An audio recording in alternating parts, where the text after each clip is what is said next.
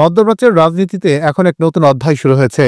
সম্প্রতি ইরানের এক শীর্ষ নেতার মন্তব্য, এবার আর শুধু ইসরায়েল নয়, তাদের ক্ষেপণাস্ত্র সরাসরি আঘাত হানতে পারে আমেরিকার রাজধানী ওয়াশিংটনে।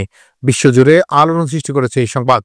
যদিও এই মন্তব্যটি সরাসরি সরকারি ঘোষণা নয়, বরং এটি একটি সতর্কবার্তা হিসেবেই দেখছেন বিশ্লেষকরা। এই মন্তব্যের কেন্দ্রবিন্দুতে রয়েছে ইরানের নতুন ক্ষেপণাস্ত্র প্রযুক্তি, বিশেষ করে খুরামশব-5 নামের একটি সম্ভাব্য আন্তঃমহাদেশীয় ক্ষেপণাস্ত্র। আন্তর্জাতিক গণমাধ্যম ও সামরিক বিশ্লেষকদের মধ্যে আলোচনায় থাকা খুরামশব-5 ক্ষেপণাস্ত্রটি এখনও সরকারিভাবে ঘোষণা করা হয়নি।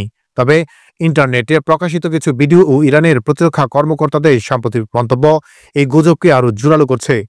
2023 সালে খুরামশব-4 ক্ষেপণাস্ত্রের উৎক্ষেপণের একটি ভিডিও প্রকাশিত হয়েছিল, যা দেখতে বিশাল আকৃতির ছিল। এই ভিডিওটি নতুন করে খুরামশব-5 নিয়ে আলোচনা উস্কে দিয়েছে। বিশেষজ্ঞদের মতে, যদি খুরামশব-5 সত্যি সত্যি তৈরি হয়ে থাকে, তবে এর প্রযুক্তিগত সক্ষমতা হবে অভাবনীয়। সূত্র মতে, এর পাল্লা হতে পারে প্রায় 12,000 কিলোমিটার, যা সরাসরি যুক্তরাষ্ট্রের মূল ভূখণ্ডে পৌঁছাতে সক্ষম। এর গতিবেগ বলা হচ্ছে 16 ম্যাক বা ঘন্টায় 20,000 কিলোমিটার, যা একে একটি হাইপারসনিক অস্ত্রের পর্যায়ে নিয়ে যাবে। এই ধরনের গতিতে একটি ক্ষেপণাস্ত্রকে ঠেকানোর প্রচলিত প্রতিরক্ষা ব্যবস্থার জন্য প্রায় অসম্ভব। 2015 সালে ইরান ঘোষণা করেছিল তারা 2,000 কিলোমিটারের বেশি পাল্লার কোনো ক্ষেপণাস্ত্র তৈরি করবে না। সে সময় তেহরানের যুক্তি ছিল, আঞ্চলিক হুমকি মোকাবেলা করার জন্য তাদের কাছে যথেষ্ট প্রতিরক্ষা ব্যবস্থা রয়েছে। কিন্তু গত কয়েক বছরে ইসরায়েল ও যুক্তরাষ্ট্রের সঙ্গে ইরানের তীব্র উত্তেজনা, বিশেষ করে ইরানের পারমাণবিক কর্মসূচি নিয়ে পশ্চিমা চাপ এবং সাম্প্রতিক আঞ্চলিক সংঘাতগুলো তাদের পূর্বের নীতি থেকে সরে আসতে বাধ্য করছে। ইরানের প্রতিরক্ষা মন্ত্রী আজিজ নাসির জাদে সম্প্রতি বলেছেন, তারা 2 টনের ওয়ারহেড সফলভাবে হাইপারসনিক গতিতে পরীক্ষা করেছেন। অনেক বিশ্লেষক মনে করছেন এটি খুরামশব-5 এর প্রাথমিক পরীক্ষা হতে পারে। ইরানের এই প্রযুক্তিগত অগ্রগতি আন্তর্জাতিক নিরাপত্তা এবং কূটনীতিতে নতুন চ্যালেঞ্জ নিয়ে এসেছে, যেখানে ইরান এখন শুধু আঞ্চলিক নয়, বরং বৈশ্বিক প্রেক্ষাপটে একটি গুরুত্বপূর্ণ সামরিক খেলোয়াড় হিসেবে আবির্ভূত হচ্ছে। একটি আইসিবিএম তৈরি করা কেবল রাজনৈতিক সিদ্ধান্ত নয়, এটি অন্তত জটিল একটি প্রযুক্তিগত চ্যালেঞ্জ। মহাকাশে উৎক্ষেপণ, বায়ুমণ্ডলের পুনঃপ্রবেশের সময় চরম তাপ মোকাবেলা করা এবং লক্ষ্যবস্তুতে নিখুঁতভাবে আঘাত করা, এসবের জন্য অত্যন্ত উন্নত প্রকৌশল এবং প্রযুক্তি প্রয়োজন।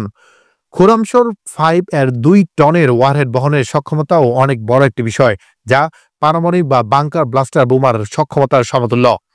তবে পাল্লা বাড়ালে লুট কমে যায়, তাই পুরো 12,000 কিলোমিটার পাল্লার এই ওয়ারহেড বহনে সম্ভব হবে কিনা তা নিয়েও প্রশ্ন আছে। Council on foreign relations and middle East Eye এর মতো থিঙ্ক ট্যাঙ্কগুলোর মতে, ইরান এর এই প্রযুক্তিগত সক্ষমতা এক নতুন ভূ রাজনৈতিক প্রেক্ষাপট তৈরি করছে। এর মাধ্যমে ইরান পশ্চিমা দেশগুলোকে একটি বার্তা দিতে চায়, যদি তাদের উপর সামরিক আগ্রাসন চালানো হয়, তবে তার পরিণতি শুধু আঞ্চলিক সংকটের মধ্যেই সীমাবদ্ধ থাকবে না, বরং তা বৈশ্বিক প্রভাব ফেলবে। বর্তমানে খুরামশব-5 এর অস্তিত্ব সরাসরি সরকারিভাবে নিশ্চিত না হলেও এর গুজবই যথেষ্ট চাঞ্চল্য তৈরি করছে। ইরানের হয়তো এই গুজবকে ব্যবহার করে একটি মনস্তাত্ত্বিক চাপ সৃষ্টি করতে চাইছে, যাতে পশ্চিমা দেশগুলো তাদের বিরুদ্ধে সামরিক পদক্ষেপ নেওয়ার আগে দুইবার ভাবে। ইরানের এই আন্তঃমহাদেশীয় ক্ষেপণাস্ত্র নিয়ে আন্তর্জাতিক প্রেক্ষাপটে কি প্রভাব পড়তে পারে?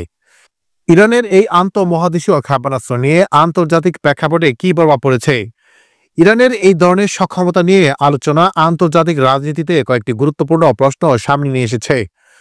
প্রতিরক্ষা ব্যবস্থার দুর্বলতা, যুক্তরাষ্ট্রের বর্তমান মিসাইল ডিফেন্স সিস্টেম কি এই ধরনের হাইপারসনিক আইসিবিএমকে প্রতিহত করতে সক্ষম? কূটনৈতিক সমাধান, ইরানকে পারমাণবিক কর্মসূচি থেকে বিরত রাখতে এখন পশ্চিমা দেশগুলোর কৌশল কি হবে? শুধু নিষেধাজ্ঞাই কি যথেষ্ট হবে? আঞ্চলিক স্থিতিশীলতা, ইসরায়েল ও অন্যান্য উপসাগরীয় দেশগুলোর উপর কি প্রভাব পড়বে? তারা কি নিজেদের প্রতিরক্ষা আরো জোরদার করবে? এই প্রযুক্তিগত উত্তরণ আন্তর্জাতিক নিরাপত্তা ও কূটনীতিকে এক নতুন মোড়ে এনে দাঁড় করিয়েছে। এখন দেখার বিষয় হলো, ইরান সত্যি এই ধরনের ক্ষেপণাস্ত্র তৈরি করতে পারে কিনা এবং এর ফলে বিশ্ব রাজনীতিতে কি ধরনের পরিবর্তন আসে।